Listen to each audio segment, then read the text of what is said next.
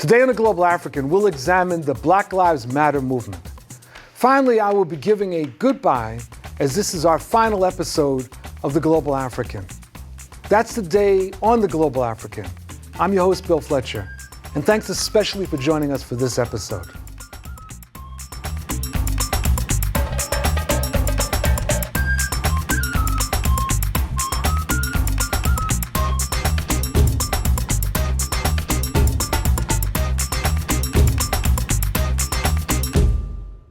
As the closing of the third year of the Black Lives Matter movement approaches, it is important to explore how this campaign has grown throughout this period.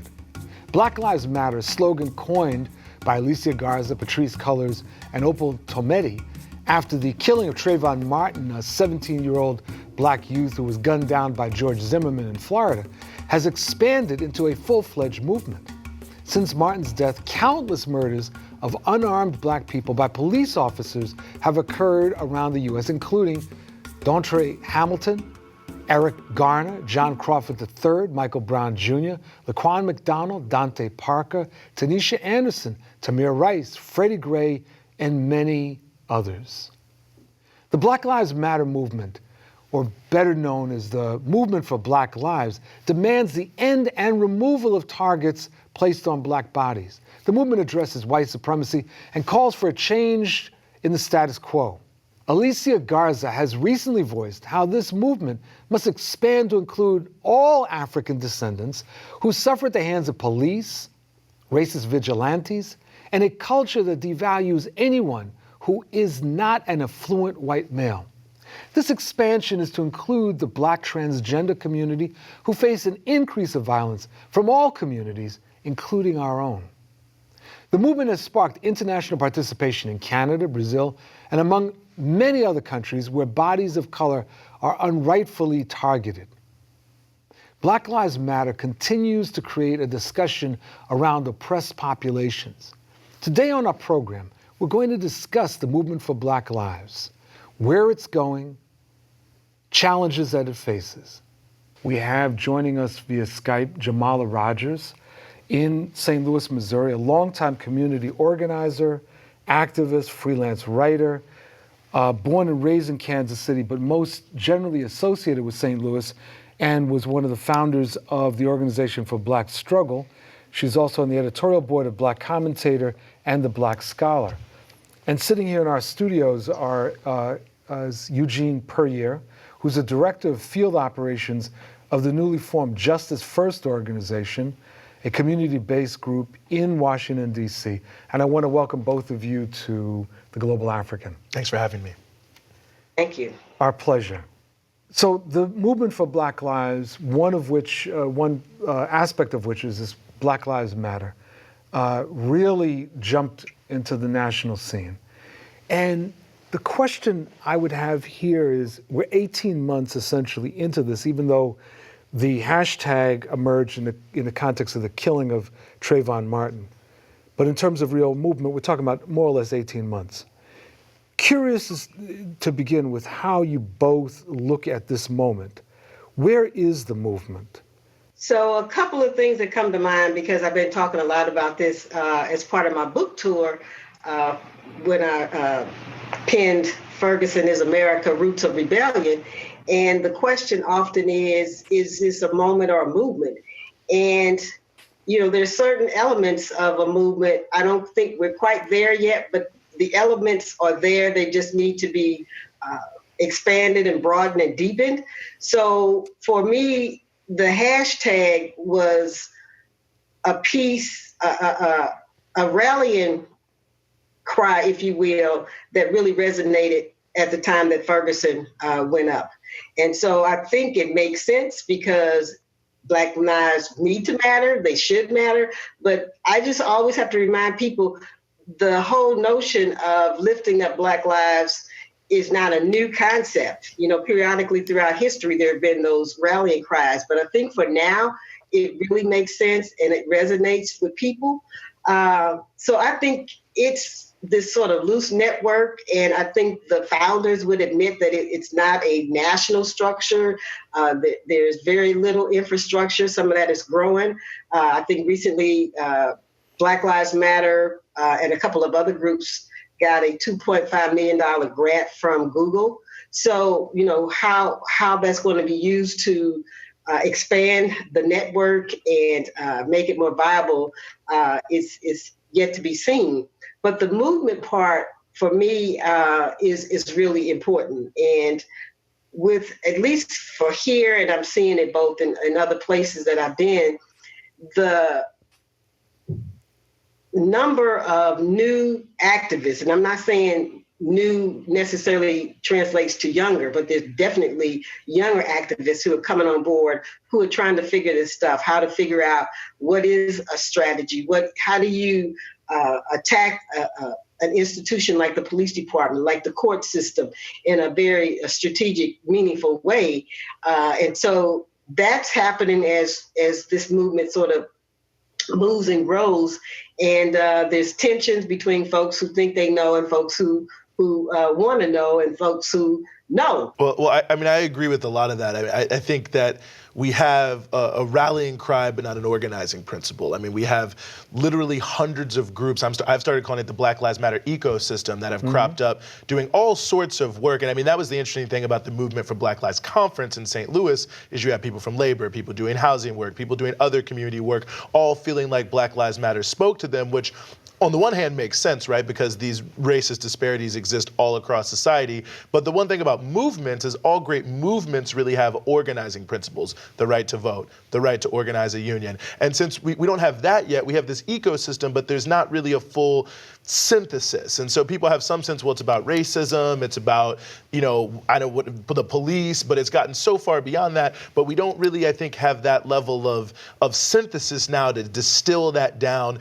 into, some sort of organizing principle. I mean, I think that what we're really looking at and what we're all hitting on are a lot of the deficits that exist in American democracy, and how we start to translate that into some sort of popular democratic principle, or, I don't know if it's an organization, but it is sort of atomized, and I think that's difficult, which is exactly why, we're starting to see now that this is an inflection point, with the right wing starting to develop the whole quote-unquote Ferguson effect concept to turn back against us in a backlash. Well, this is why crime is going up in inner cities. This is why police are getting killed, and so on and so forth. And it presents a pretty significant challenge. And I would say the other thing that we haven't really developed well from a movement perspective that we must have is the intellectual piece and the discourse piece. I mean, you think about the civil rights movement and Freedom Ways and the Liberator and the Black Power movement. I mean, we don't have that kind of thing either. So we're not really discoursing with each other in the different parts of the country and the different cities in a way that I think is very significant, and starting to produce some sort of theoretical reflections on what we've done so far, which I think is just going to be crucial if we're actually going to move forward to developing an organizing principle, not just a rallying cry.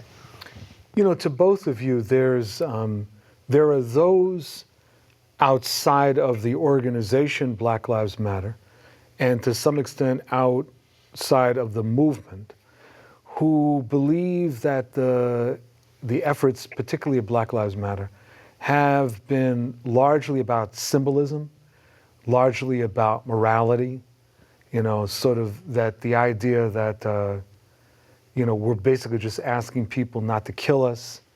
And I'm thinking about what you were just saying, Eugene, but the question is to both of you, is there any legitimacy to that criticism, or is that criticism sour grapes? I mean, from my perspective, I think some of it is sour grapes, but I think there's a certain kernel of truth to it, that there seems to have been almost a desire to be maybe overly symbolic and not perhaps put too heavy a hand on what people were doing around the country. But what I'll also say is symbols are political. I mean, the Confederacy has been gone for 150 years, and look how powerful a symbol the Confederate flag still is when Bree Newsom took it down, and people all around the world cheering at how fantastic it was. And, in our personal experience in Washington, D.C., when we were doing, direct, very concrete work on the ground against a terrible crime bill from the mayor, I've door knocked on a lot of issues. I've never gotten the same reception I ever had as when you, in any community, white, black, young, old, rich, poor, when you said Black Lives Matter, that door opened right up, and people wanted to talk for 15, 20 minutes. So to a certain degree, obviously the symbolic nature of it, I think, has been what you make of it. And I think that a lot of people who are criticizing it aren't necessarily looking at it from that perspective, that whatever the founders and the network have decided it to be. Clearly, a number of people are doing fantastic work using that as something that has resonated with millions of people across the country and connecting it directly to work they're doing on the ground. So from my point of view, it's actually been a good symbol in the sense of reinserting this idea of a struggle against racism into the political consciousness. Jamala, same question. Well, I totally agree. I think it is a powerful, powerful piece, and it's not just been a national rallying cry, it's been an international rallying cry. So that's just how powerful it is. The thing about trying to focus it on some organizing principles and, even talking about, theories of change, I was just on a panel at Harvard University, talked about the civil rights movement to Ferguson. And one of the questions that was posed by someone out of the audience was, it was real clear during the civil rights movement what who our enemy was, what our main target was. It was like desegregation and racial discrimination. It's not as simple and neatly packaged today. But nonetheless, there are some glaring contradictions that I think we haven't zeroed in on. And part of what I say is been a vacuum in leadership has been the Black left. I think by now in 2015, we should be much more sophisticated in these issues and in these organizing strategies than we have been. I mean, there's been, from my standpoint, a lot of stumbling and fumbling by folks who should know how to galvanize people and to head them in a strategic way, and that's just not been happening. So what I see happening is those folks who have the energy, the time, the space, but not necessarily the theoretical, ideological, and political knowledge and skills, trying to do the best that they can. So we have to do something different now. We have to bring those forces together. The folks who want to learn, want to know how to do this better, more strategic, so that we can really make some gains for the folks who are obviously victimized by, racial discrimination and the terrorism by the state. So there's a lot of base building that has not been done that still needs to be done if we really are talking about organizing working class Black people and other people of color. And that's the piece that I see really missing. I want to ask the two of you to help me work through something. When Black Lives Matter as a hashtag emerged, there was a certain kind of pushback that came largely from whites who were saying all lives matter, and that became a way of dismissing what was essentially happening to Black folks. All right, but at the same time, we're seeing this, what feels to be uptake of violence on other peoples of color. Muslims have, for example, been racialized. I mean, Islamophobia has now become the acceptable form of public racism in the United States. It's not just about religious bias. It's about the religion of the colored people. And we have other forms of attacks, other forms of violence. And I find myself wondering, is the issue that colored people's lives matter? I mean, it's like, how do we put all of these things together? That's an interesting question, because I still think at the center has to be Black Lives Matter, because if you deal with the folks who've been the most oppressed historically in this country, and you make that the centerpiece, I think the rest of those issues come into play. It's a really broad umbrella. And so I think that, part of us really having the clarity and projecting about where this whole movement is going is looking at those issues to see how they fit in. These are natural allies for the Black liberation movement. And in some cases, it's overlapping because there are Black folks who are Muslims. And so they get in a double whammy with this whole Islamophobia racialization. And so I think we have to, and it goes back to the comment about we have to be more thoughtful about how we are framing and thinking about these issues so that it makes sense on the ground. And we really don't have sort of a consensus view of, and I'm not saying that everybody has to agree on everything, but there has to be some sense of the direction that we're going and how we're going to do that so that it gives other people some direction as well. Eugene?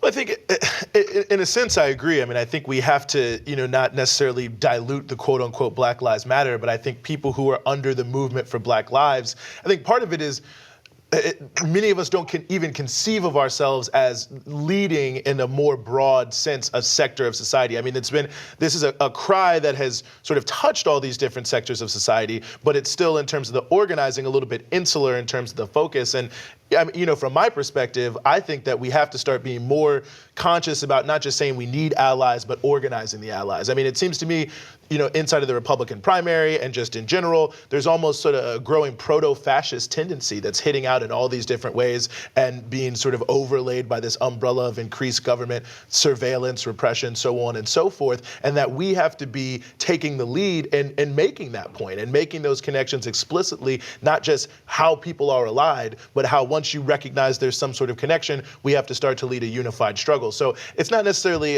to say we should be diluting it or moving the focus off of Black Lives Matter, but I think we have to start more consciously leading in what I would just explicitly say is an anti-fascist direction, because I think those forces are certainly very clear that Black Lives Matter, the Native movement, the immigrant rights movement, Muslims in general are all their enemy, and they've congealed them into sort of, in the same way that this is how they've tarred Barack Obama, they've sort of congealed it into sort of one generalized hatred that all sort of makes sense to their members, while we're sort of, I still think, picking at it, well, Black people here, immigrants here, Muslims there, and we all need to be together, but in a way it's not like a clear focus, if that makes sense. And I think we have to start to funnel it better. But I think that's exactly the point, that we haven't, and again, I'm using the word consensus in a very loose way, thought about how to pull all these pieces together. There's no thinking and no real serious political discussion about that whole anti-fascist piece. I remember as part of the Don't Shoot Coalition, which is a broad table here locally that came out of the Ferguson uprising, it contains community groups, labor, faith, and a number of other sectors at the table. And one of the Muslim groups had a meeting, and they had sort of coined the phrase like, all Muslims matter.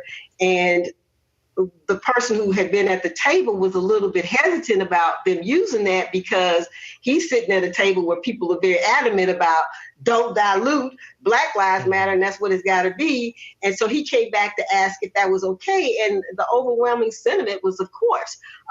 So it just seems to me if there was more of the broader sort of narrative about how we all fit, then people could be able to move and groove it in that space without feeling like somehow they are diluting the Black Lives Matter narrative. So let me ask you both a final question.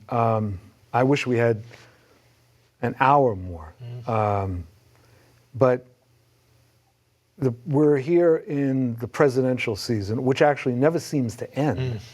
But we're in the 2016 presidential season.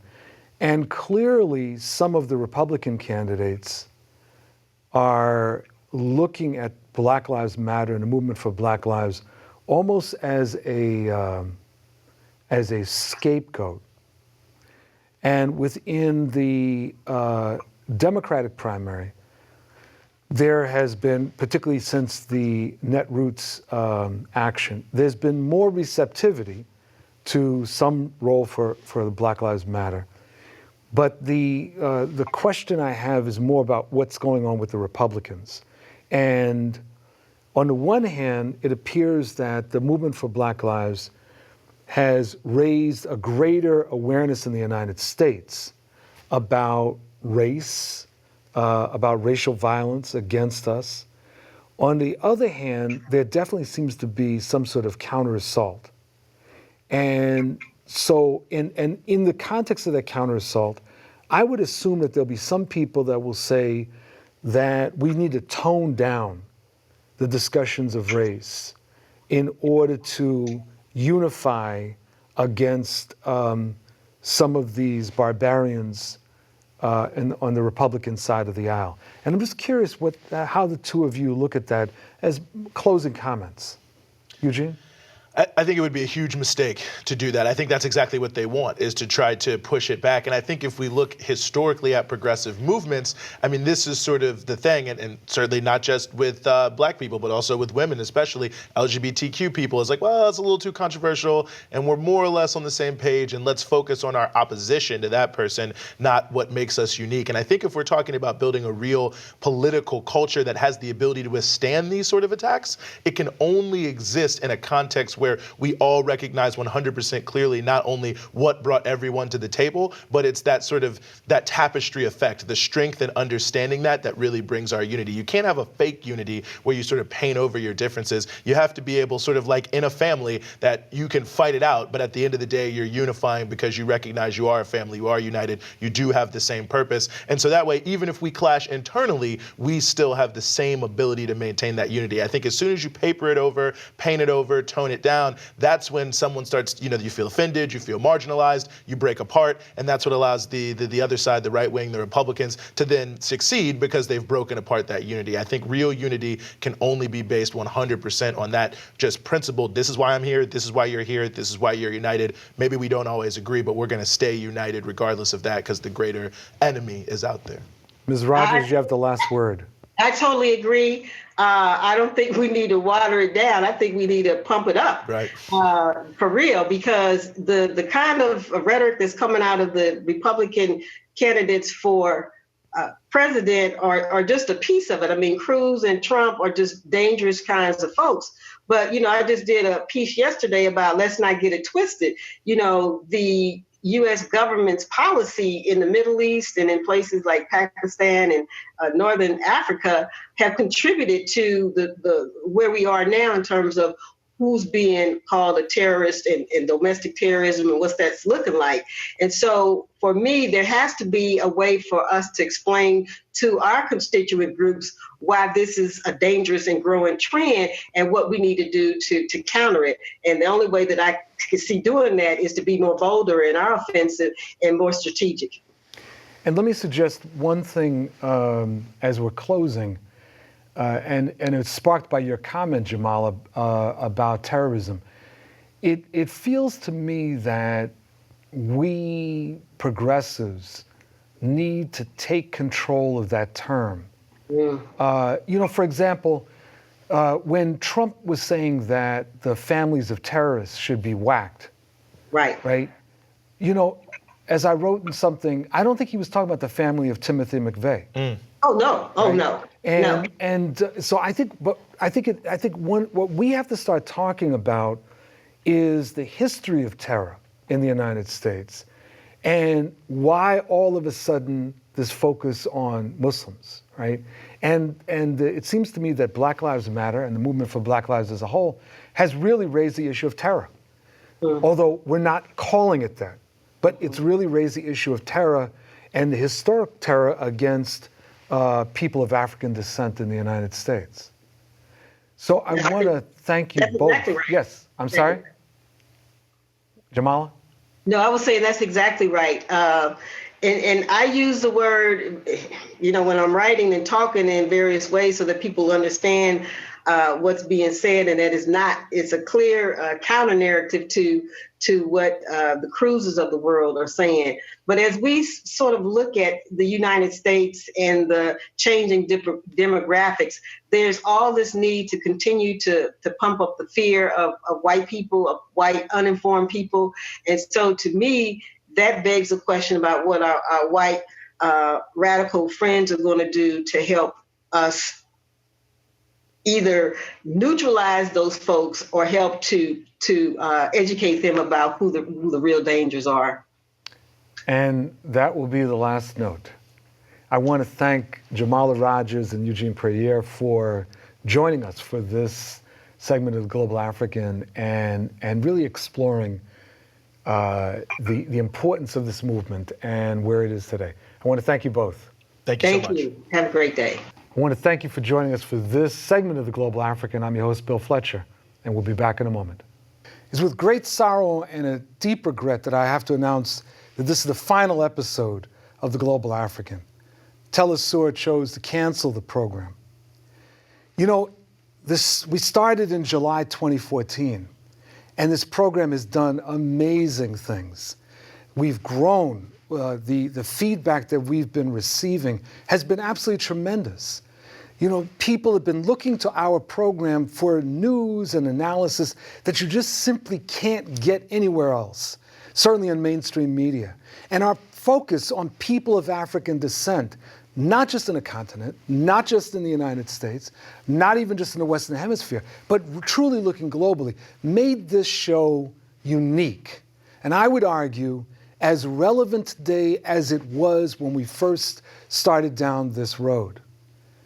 I'm very, very sorry that the decision was made to cancel the show, but I am proud of the work that we did. I'm especially proud of the team that was assembled to put this show together, and I really want to thank the team. Because see, when I'd get feedback, I'd get emails and people would say, "Oh, Bill, we love the show." And sometimes the comments were about me, and I was very honored, but frequently it was about the entirety of the show, the way it was put together, that just made it incredibly captivating.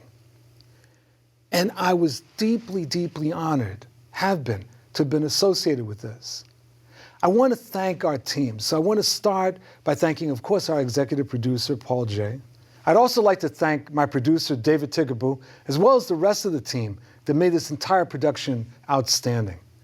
Matt Benning, Oscar Leon, Elizabeth Woodson, Angel Elliott, Ryan Porter, David Hebden, Chris DeMillo, Denise Rivera, Sean Jenkins, Adam Coley, Maya Gilmore, Alexandra Maddox, Subir Nigam, Cameron Granadino, Bashi Rose, Martin Onegbu, Kelly McAdams, and Jamara Jemison.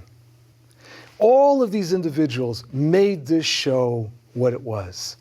And it's going to be hard to leave this team. But let me put it to you like this. The way I've been looking at this show is that Telesur was the booster rocket. It was the first stage in moving us into orbit.